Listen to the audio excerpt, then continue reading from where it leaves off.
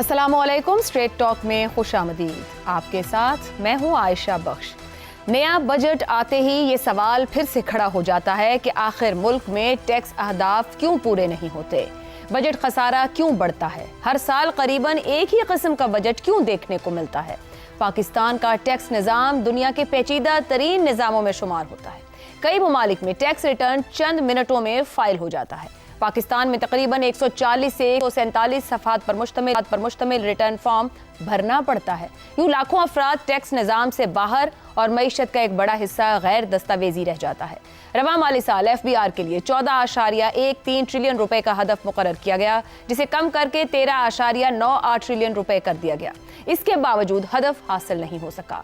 जुलाई ता मई FBR सिर्फ 11.23 trillion रुपए जमा कर सका, जो मुकर्ररा हदफ से 864 अरब रुपए कम है।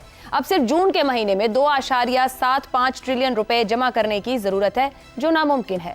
गुज़िश्ता 4 बरसों में तनख्वाहदार तबके के इनकम टैक्स में तकरीबन 3 गुना इजाफा हुआ। माली साल 2022 में इस तबके ने 189 अरब रुपए टैक्स दिया, जबकि रवां साल ये रकम 700 अरब रुपए तक पहुंचने की तवक्को है। जबकि बड़े और बाअसर शोबे अब भी टैक्स नेट से मुकम्मल तौर पर बाहर हैं। एडवांस और सेल्स टैक्स की मद में 800 अरब रुपए से ज्यादा सरमाया मुख्तलिफ शक्लों में रुका हुआ है। मौजूदा बहरान की जड़ें गुज़िश्ता 1.5 दहाई की नाकाम पॉलिसी में पोशीदा हैं। 1980 की दहाई से खिदमात का शोबा तेजी से बढ़ने वाला शोबा रहा है। आज ये मजमूई कौमी पैदावार के तकरीबन 60% के बराबर है, लेकिन ये शोबा हुकूमती महसूलात में 40% से भी कम का हिस्सा डालता है, जबकि मैन्युफैक्चरिंग का शोबा हिस्सा 55% तक पहुंच जाता है। दुनिया में इस मसले का हल वैल्यू एडिड टैक्स यानी वैट की सूरत में तलाश किया गया। पाकिस्तान में भी तसव्वुर 1992 में कानून का हिस्सा बना, 1996 में इसमें तरामीम हुई और 1988 से 2008 तक के दौर में तकरीबन हर IMF प्रोग्राम में इस बुनियादी इस्लाह के तौर पर इसे शामिल रखा गया, लेकिन इसे कभी मुकम्मल तौर पर नाफिज नहीं किया गया या नहीं किया जा सका। 2008 में इसे जदीद शक्ल देने की कोशिश भी नाकाम हो गई और बाद में यह मंसूबा अमली तौर पर तर्क कर दिया गया। वैट के खात्मे के बाद हुकूमतों ने हकीकी इस्लाहात के बजाय शॉर्टकट अपनाने शुरू कर दिए। कभी एमनेस्टी स्कीमें, कभी विद होल्डिंग टैक्स, कभी नॉन फाइलर्स पर नए टैक्स लगाने की नाकाम कोशिश की गई। नतीजतन टैक्स बामुकाबला GDP तनासुब महदूद ही रहा और रियासत मुसलसल माली दबाव का शिकार होती गई। यही वजह है कि गुज़िश्ता 10 से 15 साल के तमाम बजट एक ही जैसे दिखाई देते हैं। हुकूमतें नए शोबों को टैक्स नेट में शामिल करने के बजाय पुराने टैक्स दहिंदगान पर मजीद बोझ डालती हैं, ईंधन पर लेवी बढ़ाती हैं। असल सवाल ये नहीं कि हुकूमत कितना बड़ा टैक्स करती है, बल्कि ये है कि क्या वो उन ठोस इस्लाहात की जानिब बढ़ती है जिन्हें नज़रअंदाज करते हुए पाकिस्तान तकरीबन 2 दहाइयाँ गुजार चुका है। इसी मामले पर प्रोग्राम के पहले हिस्से में गुफ्तगू रखेंगे। हमारे साथ हैं आमिर अहमद खान, शहजाद चौधरी, जैगम खान और रजा रूमी साहब। प्रोग्राम का सवाल आप सभी के लिए। अरसे से चल रहा फरसूदा टैक्स निज़ाम ताकतवर टैक्स नेट से बाहर मगर इख्तिदार के ऐवानों के अंदर, क्या एक बार फिर बजट पर डिबेट्स करवाकर अवाम का वक्त ही ज़ाया किया जा रहा है? ज़ैगम साहब, ये टैक्स में रिफॉर्म्स की बात अब दहाइयाँ हो गई हमें कवर करते हुए भी इसी पर बात होती है। सूरत हाल वहीं की वहीं है। बजट अवाम के नाम पर बनता है मगर बजट अवामी होता नहीं है। जो एक बार किसी नेट में आ जाता है, बिजली के बिल से लेके, गैस के बिल से लेके, 1 लीटर पेट्रोल से लेके और फिर यहाँ पर टैक्स जमा करवाने तक, उसकी जान छुटती नहीं और जो कहीं भी नहीं नजर आता उसको कोई पूछता नहीं। पाकिस्तान का टैक्स का निज़ाम, पाकिस्तान का माशी निज़ाम आपके हिसाब से फरसूदा होगा, मईशत दानों के हिसाब से फरसूदा होगा, लेकिन पाकिस्तान के अशराफिया के हिसाब से तो फरसूदा नहीं है। पाकिस्तान का जो सियासी माशी बंदोबस्त है, जो पॉलिटिकल इकानमी है, उसके हिसाब से फरसूदा नहीं है, उसके हिसाब से अप टू डेट है। उनका जो मकसद है उसको सर्व कर रहा है। जब आप किसी भी बंदोबस्त का तज्जिया करते हैं, किसी दुनिया की चीज़ का तज्जिया करते हैं, आप किश्ती का तज्जिया करते हैं तो क्या देखते हैं कि ये समंदर में पानी में चलती है या नहीं। कार का तज्जिया करते हैं तो आप देखते हैं कि ये सड़क पर चलने के लिए बनी है, ये सड़क पर कैसे चलती है। तो माशी बंदोबस्त को आप जब देखेंगे तो आप देखेंगे कि बनाने वालों ने जिस मकसद के लिए बनाई है, ये मकसद पूरा कर रही है नहीं कर रही। तो पाकिस्तान का माशी निज़ाम बनाने वालों के मकसद को पूरा कर रहा है, इसलिए उसको तब्दील करते नहीं करना चाहते। देखिए, पाकिस्तान की आधी दौलत के पास है, پاکستان کی چوتھائی دولت پاکستان کی 1% آبادی کے پاس ہے. تو پھر زیغم صاحب قطع کلامی کی معذرت، میں ڈس ایگری کروں گی. کاغذ کے مطابق یا بلیک اینڈ وائٹ کے مطابق تو یہ مقصد پورا نہیں کر رہا ہے. جس اشرافیہ جو بنا رہی ہے جس کا مقصد پورا کر رہے ہیں، لکھے ہوئے میں تو کہیں موجود نہیں کہ یہ بجٹ ان کے حساب سے اور ان کے لیے بننا چاہیے. لکھے ہوئے پر مت جائیں نا، لکھے ہوئے پہ تھوڑا چلتا ہے.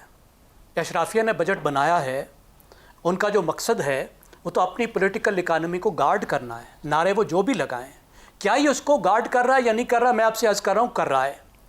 اگر پاکستان کی چوتھائی دولت 1% کے پاس ہے تو کیا ان 1% کو نقصان ہو رہا ہے؟ نہیں. کیا پچھلے 10 20 30 سال میں جب پاکستان کی معیشت غارت ہوئی تو کیا ان کی دولت میں کمی آئی ہے؟ نہیں.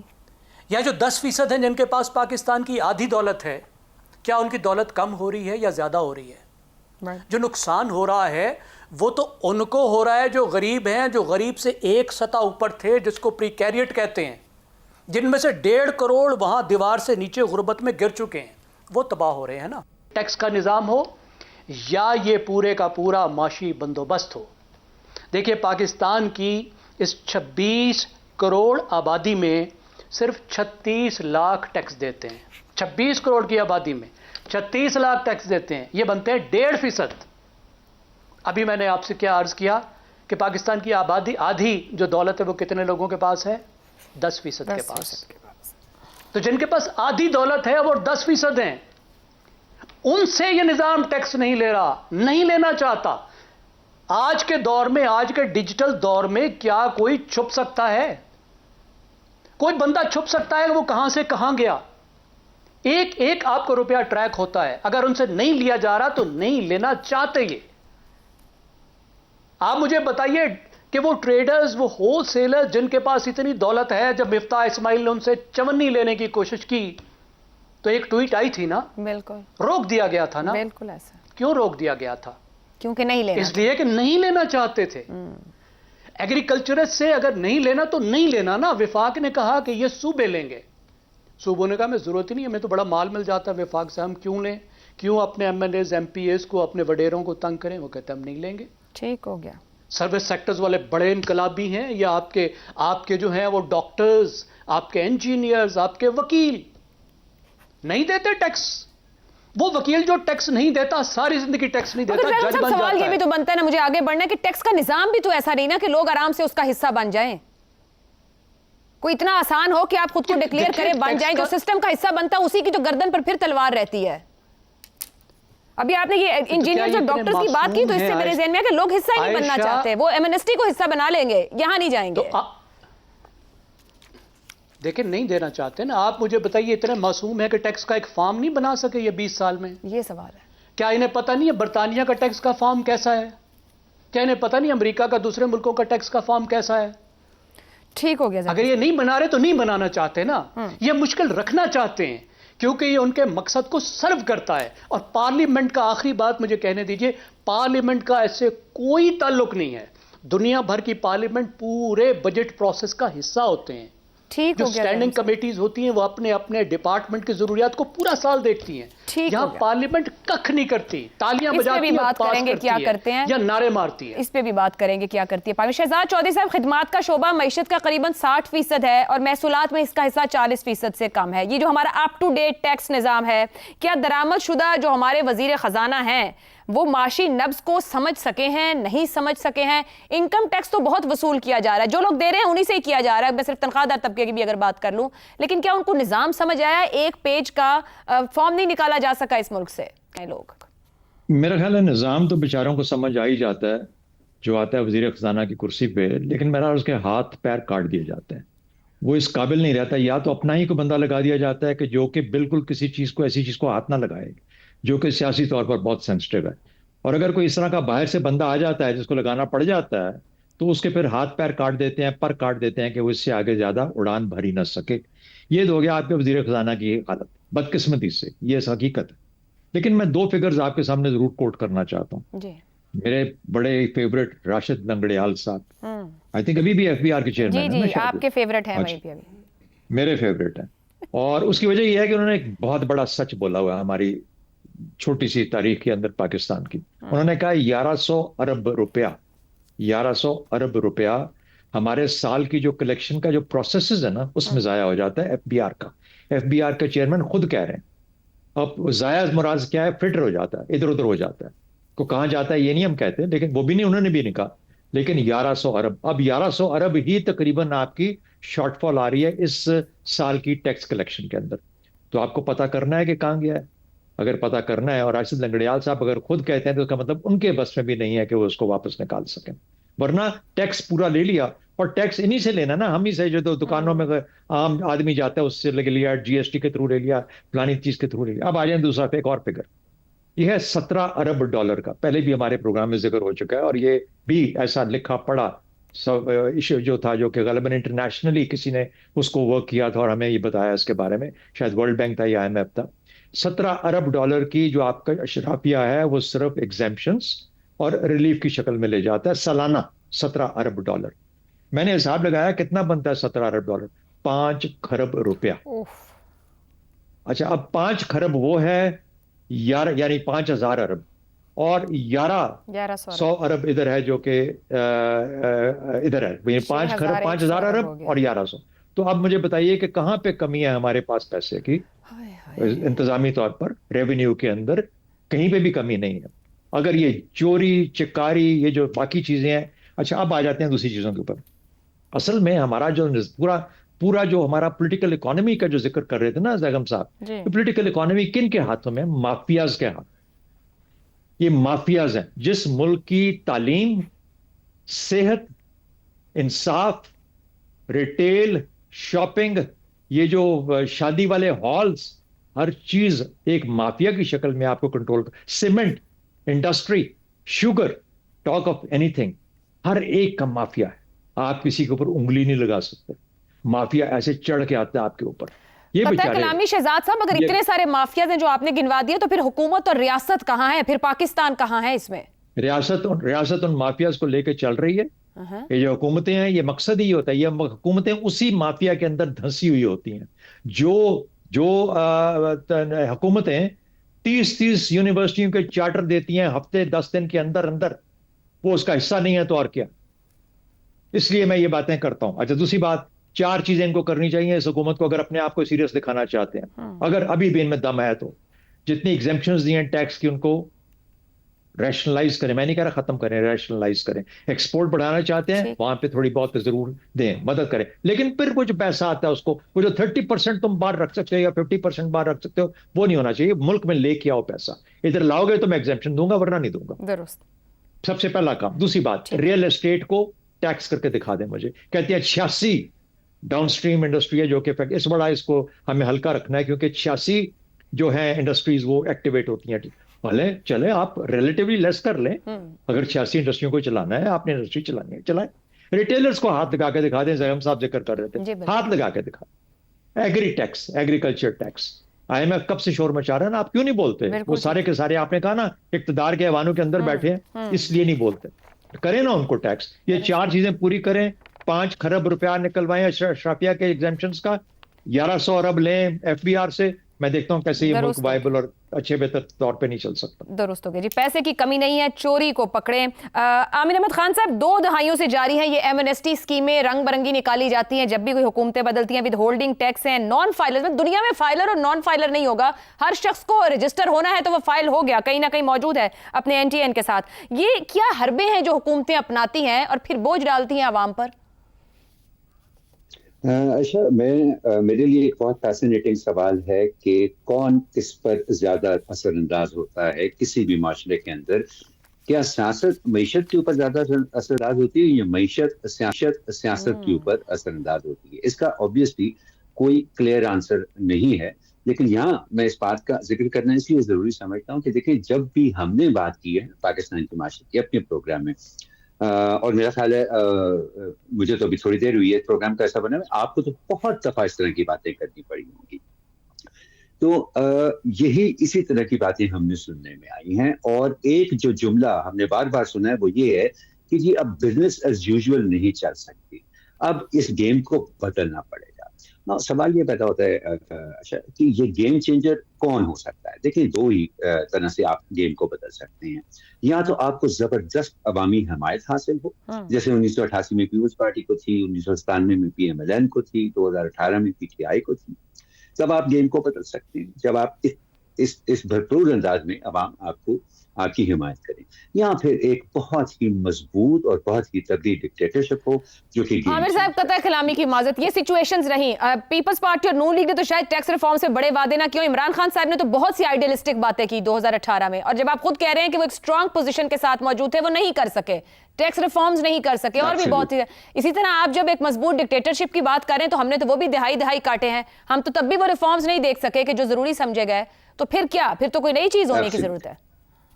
تو یہی اسی بات کے اوپر میں آ رہا تھا نا. اچھا تو یہ سوال بجٹ اور ٹیکس کلیکشن یا ٹیکس کی مشینری کرنی ہے. فار ایگزامپل میں بہت سارے فائنانس سیکرٹریز کا آپ کو حوالہ دے سکتا ہوں جن سے ریٹائرمنٹ کے بعد اگر ان سے بات کریں تو وہ کہتے ہیں کہ تقریباً ہر سال ایک دفعہ بجٹ بنانے سے پہلے یہ بحث ضرور ہوتی ہے کیبنٹ میں کہ اگر FBR کو ختم کر دیا جائے تو شاید ٹیکس کلیکشن جو ہے وہ اس سے بہتر ہو سکے. لیکن پرابلم کہاں آتا ہے؟ اچھا پرابلم یہاں پہ آتا ہے کہ ہمارے ہاں دو اپروچز ہو سکتی ہے نا. ایک تو یہ ہے کہ آپ ٹیکس کلیکشن پہ توجہ دیں، اور دوسرا یہ ہے کہ آپ ملک کی ایک پولیٹیکل ڈائریکشن پر توجہ دیں بجٹ بناتے. اگر آپ پولیٹیکل ڈائریکشن کو ٹھیک کر دیں گے تو ٹیکس جو ہے وہ پاکستان کی اکانومی کے فنکشن کی ایک آؤٹ کم ہوتا ہے، وہ خود بخود بہتری کی طرف چلا جائے گا. آپ نے ابھی برطانیہ میں ٹیکس دیا نا، میں جتنے بھی سال برطانیہ میں رہا مجھے یہاں پر ٹیکس ریٹرن جمع کرانی پڑتی تھی. ان کا بھی 47 صفحوں کا فارم ہے عائشہ، کیونکہ مختلف طبقات کو اس نے کیٹر کرنا ہوتا ہے. لیکن مجھے صرف ان 10 خانوں سے نسبت تھی جو کہ میرے پروفیشن سے ریلیٹیو تھے. مجھے باقی کے جو 45 صفحے تھے ان سے کوئی غرض نہیں تھی. اتنا سمپلیفائی انہوں نے کیا ہے جو کہ آج کل کے ٹیکنالوجی کے دور میں کوئی مشکل نہیں ہے. لیکن پھر اگر تو آپ گیم چینجنگ پرسپیکٹو سے اس کو وہ دیکھیں، بہت کچھ ہو سکتا ہے. پولیٹیکل ڈائریکشن، اگر بجٹ کو as a tool of setting a political direction دیکھیں آپ یہ سب کچھ کر سکتے ہیں. لیکن آپ وہ نہیں کرنا چاہتے تو ظاہر ہے کہ باقی کے مسئلے تو جو ہیں وہ سب ان کو حل کرنے کا سوال ہی پیدا ہوتا ہے کیونکہ وہ آپ کی نظر میں ہی نہیں. ٹھیک ہو گیا. رضا رومی صاحب، جب بھی بجٹ آنے والا ہوتا ہے عوام کی بھی توجہ اس پہ ہوتی ہے، اور ابھی تو عوام پہلے ہی جسے کہتے ہیں نا کہ بہت دباؤ میں ہے جو اس وقت صورتحال ہے ملک میں. ماضی کے بجٹوں کی طرح آپ سمجھ رہے ہیں وہی اعداد و شمار کا ہیر پھیر ایک بار پھر سامنے ہوگا؟ کسی طرح کی ٹیکس اصلاحات کی کوئی امید رکھی جائے؟ ہمارے پاس باہر سے بھی ہوتے رہے، یہاں کے لوگوں نے بھی ٹرائی کیا، مگر ہم ٹیکس کو لے کر کوئی بنیادی اسٹرکچرل ریفارمز آج تک نہیں کر سکے ہیں. عائشہ ابھی تو اب کوئی بجٹ کی تفصیلات سامنے آئیں گی تو پھر ہی حتمی طور پر یہ کہا جا سکتا ہے کہ کوئی اصلاحات عمل میں لائی گئی ہیں یا نہیں. لیکن اگر آپ ماضی کا ریکارڈ دیکھیں، پچھلے 2-3 سال، 5 سال، 10 سال کے بجٹ بھی دیکھ لیں، ان کا مطالعہ کر لیں تو یقیناً وہی مسائل درپیش رہے ہیں جن کا ابھی ذکر ہو رہا تھا. سب سے پہلا تو یہ کہ ٹیکس ایگزمپشنز جو ہیں بہت سارے طبقات کو جو کہ ٹیکس دے سکتے ہیں، مثلا زرعی جو انکم ہے اس کے اوپر ٹیکس صوبوں کے حوالے کیا گیا ہے، اور اس کا نظام ایسا رکھا ہے کہ وہ تقریباً نہ ہونے کے برابر لیا جاتا ہے. زرعی زمین کی اونرشپ کے اوپر کسی قسم کا کوئی ٹیکس نہیں ہے، ٹریڈرز کے اوپر کوئی ٹیکس نہیں ہے، ریٹیل سیکٹر کے اوپر، اور جب بھی کوشش کی گئی ہے اس پہ مزاحمت ہوتی ہے، اور پھر سیاسی مصلحت کے تحت اس جو پلان کو ترک کر دیا جاتا ہے. یہ کئی بار ہوا ہے، پچھلے تقریباً 10-15 سال سے ہم دیکھ رہے ہیں. بار بار پاکستان میں جب IMF کے پاس جاتے ہیں تو وہ یہی کہتے ہیں اپنا ٹیکس نیٹ جو ہے یا بیس جو ہے اس کو بڑھائیے، اور وہ اس پہ کوشش کرتی ہے. ایک حکومت وقت میرے خیال سے 4 بار تو مجھے یاد ہے، اور اس کے بعد آتا ہے ری ایکشن جس سے بھی سیاسی خطرہ آتا ہے سیاسی گورنمنٹ کو، اور وہ فیصلہ ترک ہو جاتا ہے. اسی طرح بہت سارے شعبے ایسے ہیں جہاں پر ٹیکس میں چھوٹ اتنی اربوں روپے کی دی جاتی ہے، کوئی مطلب اس کا تخمینہ لگائیں. ابھی جو لیٹسٹ ایک میں دیکھ رہا تھا اسٹڈی، وہ تقریباً 1 کھرب روپے کا ذکر ہے اس میں، کہ 1 खरब रुपए की मराआत जो हैं वो अशराफिया को मिलती हैं और वो मतवातिर मिलती हैं। यानी कि आप इससे अंदाजा कीजिए कि एक अगर आप एक्सपोर्टर हैं तो आप रॉ मटेरियल मंगवाएंगे तो उसमें आपको, चूंकि आपने एक्सपोर्ट करना है, उसमें आपको बेनिफिट मिलेगा। उसके बाद आप एक्सपोर्ट करेंगे तो आपको सब्सिडी मिलेगी। और इसी तरह बहुत सारे सेक्टर्स ऐसे हैं जहां पर आपको बिल्कुल छूट है। तो जब एक मईशत में सैकड़ों अरब रुपए की छूट और मराहत और सब्सिडीज दी जा रही हो चंद तबकात को जो कि ताकतवर हैं या ताकतवर हलकों के करीब हैं या इक़्तिदार में हैं, तो फिर उसके बाद आप कैसे इस निज़ाम को ठीक कर सकते हैं? और रही बात एफबीआर की, तो एफबीआर तो भी एक बीमार मरीज की तरह है और पता नहीं कितने सालों से कोई हल हो सकता है? जी देखिए, खत्म तो नहीं किया जा सकता, ये भी एक वो कि किसी न किसी अथॉरिटी को तो रहना है। मगर बात यह है कि उसकी जो इस्लाहात की जो थोड़ी बहुत कोशिशें की गई हैं माजी करीब में, पिछले 10 साल से, तो मुझे याद है एक वर्ल्ड बैंक का एक टैक्स रिफॉर्म प्रोजेक्ट जो है वो पता नहीं, हाँ 2000 जब जनरल मुशर्रफ थे यहाँ पे, 2002 से वो जारी है, अभी जारी है, पता नहीं उसकी हाँ अभी भी वो ताहाल जारी है और उसके लिए कर्जा लिया जा रहा है माशाअल्लाह, जिसकी कि कोई रिजल्ट्स हमने नहीं देखे। और इसी तरह जो करप्शन का दौरा है वो भी सबके सामने है, लोग इसके बारे में कंप्लेंट करते हैं, ज़बान आम पर है। इसलिए मेरे ख्याल से ये अब एक ऐसा वक्त आ गया है कि पाकिस्तान की जो अशराफिया, जो हुक्मरान तबकात हैं, उनको ये देखना पड़ेगा कि ये ऐसा नहीं चल सकता। और वो लग नहीं रहा रज़ा रूमी साहब कि वो देखने को भी तैयार हैं, उनके लिए भी बिजनेस एज यूजुअल हो गया। मगर यहाँ पॉलिटिकल डायरेक्शन की बात हुई कि वो स्ट्रेंथन हो, वो इक्विप्ड हो, तो फिर चेंज हो सकते हैं, टैक्स रिफॉर्म्स भी हो सकते हैं। मगर सवाल ये बनता है, क्या पॉलिटिकल डायरेक्शन है, स्ट्रेंथन पॉलिटिकल डायरेक्शन है, जिम्मेदार पॉलिटिकल डायरेक्शन है हमारे पास? इसी सवाल का जवाब जानेंगे इस ब्रेक के बाद। प्रोग्राम में एक बार फिर खुशामदीद।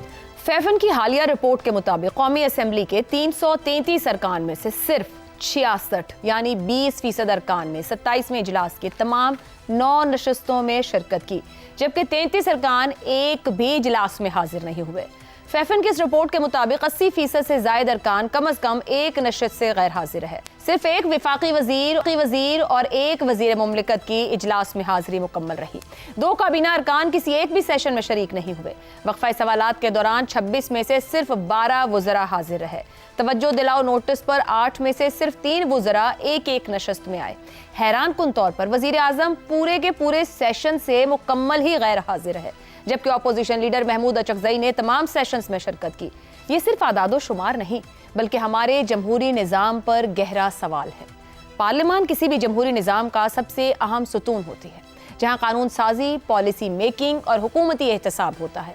मगर जब हाजिरी इतनी कम हो और बहस व मुबाहिसा रस्मी कार्रवाई तक महदूद हो जाए, तो पूरा निज़ाम अपनी रूह खो देता है। गुज़िश्ता कुछ अरसे से ये शिकायत आम रही है कि क़वानीन बग़ैर खातिर ख़्वाह बहस के मंजूर किए जा रहे हैं। अब सूरत हाल इस नहज पर पहुंच चुकी है कि अरकान असेंबली की बड़ी तादाद ऐवान में आना भी ज़रूरी नहीं समझती। क्या ये महज लापरवाही है या एक ऐसे सियासी कल्चर की अक्कासी है जहां कारकर्दगी की बजाय वफादारी को ज़्यादा अहमियत दी जाती है? ये भी तल्ख हकीकत है कि जब पार्लियामान कमज़ोर होती है तो उसकी जगह कोई न ले लेती है।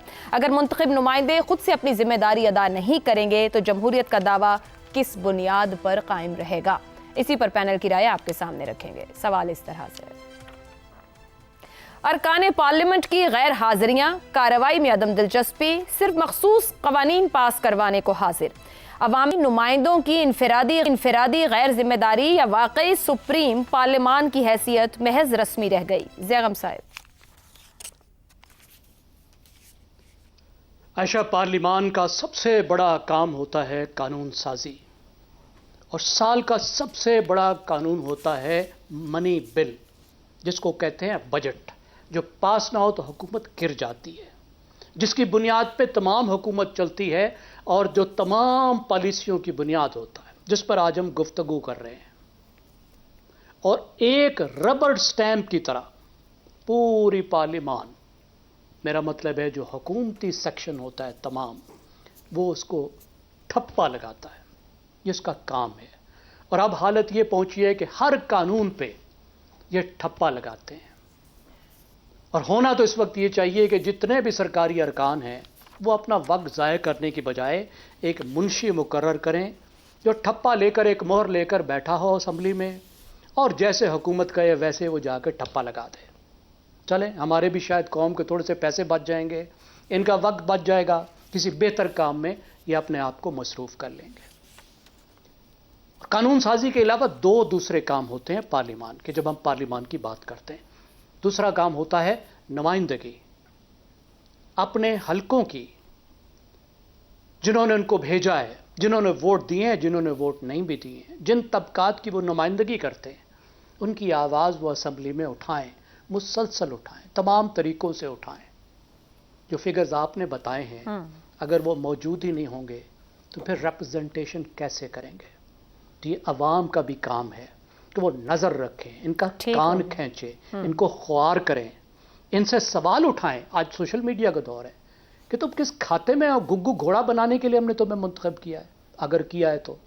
اور تیسری بات ہوتی ہے نگرانی, اوور سائٹ, اداروں کی نگرانی. تو اس کا مطلب ہے بابو تو آزاد ہیں, ادارے تو آزاد ہیں, اس کی نگرانی کر ہی نہیں رہے. ان کی کوئی دلچسپی نہیں ہے. ان کی ٹوٹل دلچسپی اس تمام پروسیس میں یہ ہے کہ پروجیکٹ کے پیسے ملیں اور ہمارے اس سے خرچے نکلیں اور ہم آگے جھنڈا لگی گاڑی نیچے اور سہولتیں سب میسر ہوں, اسلام آباد کے دورے اور بیرونی دورے ہوں. عامر احمد خان صاحب, کیا یہی وہ رویے ہیں؟ ابھی آپ نے اوپر ایک پولیٹیکل ڈائریکشن کی بھی بات کی کہ وہ ہو تو پھر چیزیں درست ہو سکتی, جس کی وجہ سے پارلیمان کے لیے ربر سٹیمپ جیسے نامناسب القابات پھر استعمال ہوتے ہیں. یہی رویے ہیں پھر ان پارلیمنٹیرینز کے؟ عائشہ, ہمیں ریفلیکٹ کرتے ہیں نا یہ رویے. دیکھیں, میں ذاتی طور پہ تھوڑا سا مجھے اطمینان ہوا یہ رپورٹ دیکھ کے. میں اتنا حیران ہوتا عائشہ اگر مجھے یہ پتا چلتا کہ ہمارے 300 نمائندگان جو ہیں 100% ان کی حاضری رہی ہے تھرو آؤٹ, کسی نے کوئی سیشن مس نہیں کیا, اور اگر کیا بھی ہے تو باقاعدہ عرضی دی ہے اور اجازت لی ہے, وجہ بیان کی ہے کہ ہم نے کوئی کرنا ہے. تو مجھے لگتا ہے کہ یہ جو پارلیمنٹ ہم نے بنائی ہے یہ تو ہمارے معاشرے سے مابرا کوئی ایک اینٹی ہم نے تخلیق کر لی ہے. کیونکہ اگر ہمیں ریفلیکٹ کرنا ہے تو مجھے بتائیں کتنے لائرز ہیں پاکستان میں جو چاہتے ہیں کہ جلد از جلد مقدمات جو ہیں ان کے کسی نتیجے پر پہنچیں. کتنے ڈاکٹرز ہیں جو سرکاری ہسپتالوں کی نوکریوں کو ترجیح دیتے ہیں اپنی پرائیویٹ پریکٹس کے اوپر, یا کتنے ٹیچرز ہیں پاکستان کے اندر جو سرکاری اسکولوں میں پڑھانے کو ترجیح دیتے ہیں اپنی پرائیویٹ ٹیوشنز کے اوپر. تو یہ لوگ جو کر رہے ہیں نا آشا, یہ ہمیں ریفلیکٹ کرتے ہیں, سوسائٹی کو ایک حد تک ریفلیکٹ کرتے ہیں. یہ ہمارا ایک طرح کا نیشنل کیریکٹر بن چکا ہے. اس لیے مجھے اس چیز کے اوپر بالکل حیرانگی نہیں ہوئی. اور آخر میں صرف یہ کہنا چاہوں گا آشا کہ ہم نے جب بھی اپنے سیاستدانوں کی اور پارلیمنٹ کی بات کی ہے, اپنے پروگرام میں بات کی ہے, ہم نے زیادہ تر ان پر عدم اعتماد کا ہی اظہار کیا ہے. اب ہم تو باہر بیٹھے ہیں, ہم پارلیمنٹ میں نہیں ہیں, اور پھر بھی ہم ان کے اوپر اعتماد کا اظہار نہیں کر سکتے. تو یہ لوگ تو پارلیمنٹ کے اندر ہیں, ہم سے تو 10 گنا زیادہ جانتے ہیں نا عائشہ کہ وہاں پر کس طرح سے وقت کا ضیاع ہوتا ہے اور کس طرح سے. درست ہو گیا آپ کا. میں اسے آپٹیمسٹک وے آف تھاٹ کہوں, مگر عوام کا اعتماد انہی پر ہے اور اسی اعتماد کے ساتھ انہیں بھیجتے ہیں پارلیمان کے اندر کہ وہاں پر موجود ہوں گے اور ہمارے حقوق کا تحفظ کریں گے. مگر ان کے پاس وقت نہیں. ایک بریک لیتے ہیں, بریک کے بعد گفتگو آگے بڑھائیں گے. پروگرام کے آخری حصے میں ایک بار پھر خوش آمدید. شہزاد چودھری صاحب, 25 کروڑ میں سے یہ 333 قومی اسمبلی میں پہنچتے ہیں, عوامی نمائندے بنتے ہیں, عوام ان پر اعتماد کرتے ہیں, ہر طرح کی سہولت ان کے دروازے پر ہاتھ جوڑ کر کھڑی ہوتی ہے. ان کی غیر ذمہ داری کی تعریف کیسے کی جائے؟ دیکھیں, ایک تو چونکہ جمہوری دور کے اندر یہ ایک ہمارے نمائندے ہیں, اس لیے ان کی تعظیم لازم ہے. ہم پہ ہمیں اس کی بالکل عزت سے بات کرنی چاہیے. میں سوچ رہا تھا کہ کیسے کی جا سکتی ہے, کیسے ہم اس کو, جو آپ نے سوال اٹھایا اس کا جواب اس طریقے سے دیں کہ اس میں ان کی کسی قسم کی کوئی ہم وہ نہ کر پائیں, غیر مناسب کوئی الفاظ نہ استعمال. دیکھیے, 66 لوگ جنہوں نے اٹینڈ کیا, میں سوچ رہا تھا کہ ان سے کم از کم 3 کمیٹیاں بنائی جا سکتی ہیں, پارلیمنٹری کمیٹیاں. یعنی یہ 66 لوگ جو کانسٹنٹلی آئے ہیں, ان میں سے 3 کمیٹیاں بنا لی. مجھے پتا کمیٹیاں 333 یا جتنے بھی افراد ہوتے ہیں ان کے ساتھ بنائی جاتی ہیں, اپنی اپنی چوائس ہوتی ہے, 2-3 چوائسز ہے, وہ سب کچھ جانتا ہوں. لیکن انہی کے اندر سے, کیونکہ یہی لوگ موجود تھے, تو ان سے 3 کمیٹیاں بنا لیتے.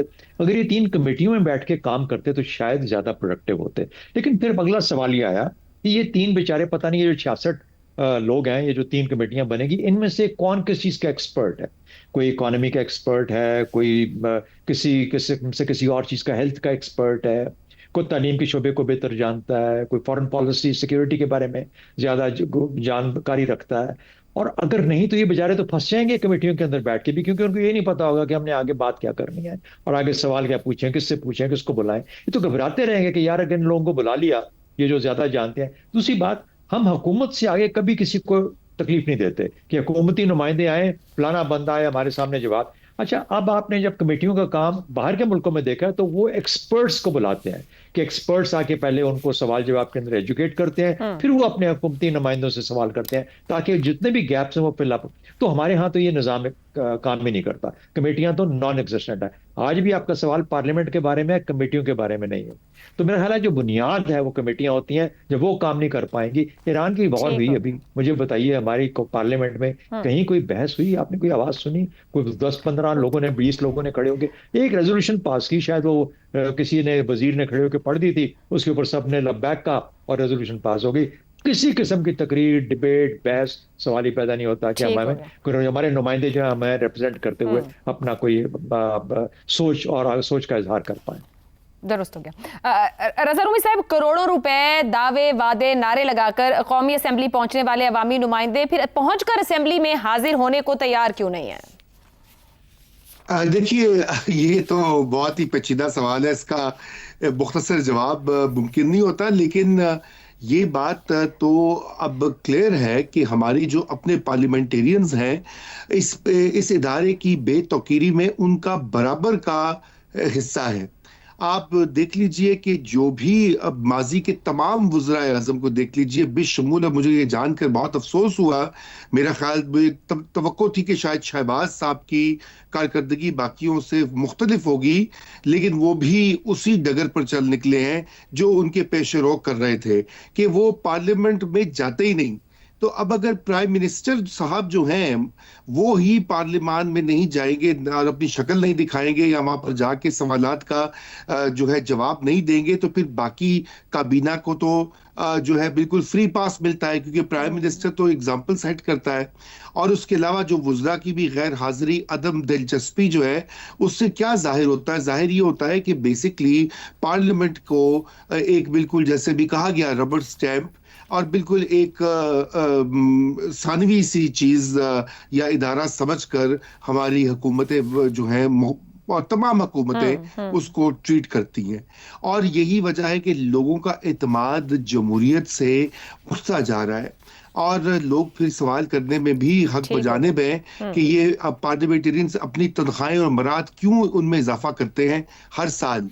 और वो मेरा तो ये ख्याल है कि ये वक्त आ गया कि हमें मुतालबा करना चाहिए कि इनको तनख्वाहें जो हैं वो उसमें डिडक्शन हो उनकी पेमेंट्स में और बरात में, if they don't show up in the parliament, क्योंकि उसके बिना तो कोई चारा नहीं है कि ये अवाम के नुमाइंदे होकर भी इनका परफॉर्मेंस इस कदर जो है अफसोसनाक है। ख्याल सोचते होंगे कि परफॉर्मेंस का मौका नहीं मिल रहा तो जाकर क्या करना है। प्रोग्राम का वक्त खत्म हुआ। अवाम का इत्मीनान आपको अवामी नुमाइंदा बनाता है, बराए मेहरबानी इसकी लाज रखिए। प्रोग्राम से इतना ही, इजाजत दीजिए, अल्लाह हाफ़िज़।